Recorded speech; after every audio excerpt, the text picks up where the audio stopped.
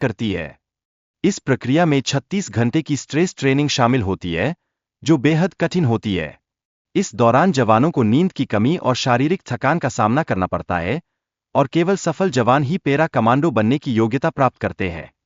Training के दौरान जवानों को 30 किलो के बैटल लोड के साथ पहाड़ी चढ़ाई करनी होती है, जो उनकी सहनशक्ति को परखने का एक महत्वपूर्ण तरीका है। यह चुनौती उन्हें मानसिक और शारीरिक रूप से मजबूत बनाती है।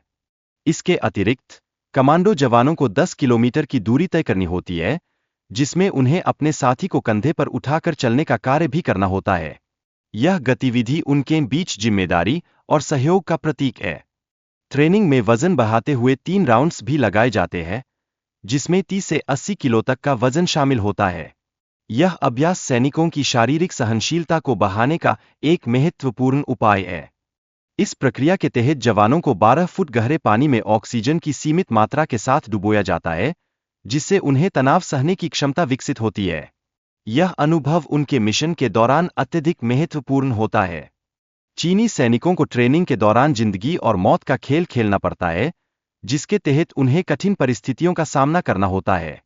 यह प्रशिक्षण उन्हें अधिक संघर्षशील और सहनशील बनाता है। गोरखा जवानों की ट्रेनिंग में बूट कैंप का आयोजन किया जाता है, जिसमें हजारों युवा भाग लेते हैं।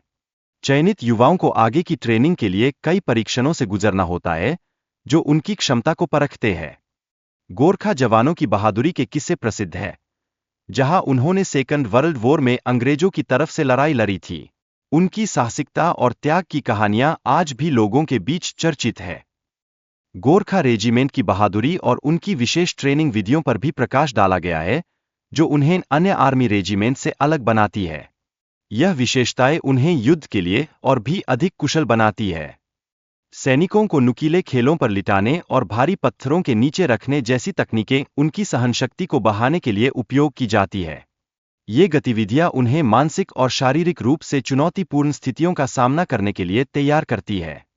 इनकी ट्रेनिंग के दौरान चाकू और कांच के टुकड़ों पर चलने जैसी विधियां भी शामिल होती है, जो उन्हें मानसिक रूप से मजबूत बनाने में सहायता करती है। यह अभ्यास उन्हें कठिनाइयों का सामना करने के लिए सशक्त बनाता है।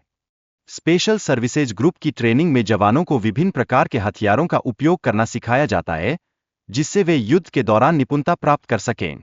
यह कौशल उनके लिए अत्यंत आवश्यक है। जवानों को जंगलों, पहाड़ों और पानी के अंदर जीवित रहने की ट्रेनिंग भी दी जाती है, जो उनकी क्षमता को और बढ़ाती है। इससे वे किसी भी वातावरण में अपनी स्थिति को बनाए रखने में सक्षम बनते हैं। ट्रेनिंग के दौरान जवानों को कई दिनों तक भूखा रखा जाता है, ताकि वे कठिन परिस्थितियों में भी अपने दुश्मनों का सामना कर सकें। यह अनुभव उन्हें मानसिक और शारीरिक दोनों तरह से मजबूत बनाता है।